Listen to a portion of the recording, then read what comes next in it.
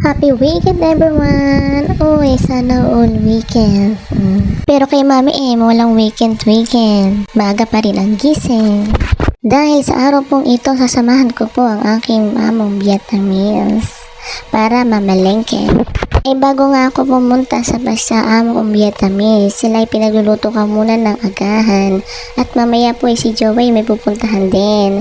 At card showing ngayon. Sabi ko kay Junakis kagabi, daddy niya ang atin sa card showing. Sabi niya ni Junakis sa akin kagabi, Mami baka magalit sa akin si daddy kasi mabababa ang aking grade.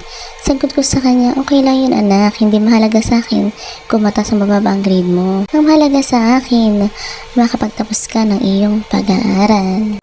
Habang nagluluto nga ako ng agahan, ako ay nagkakape.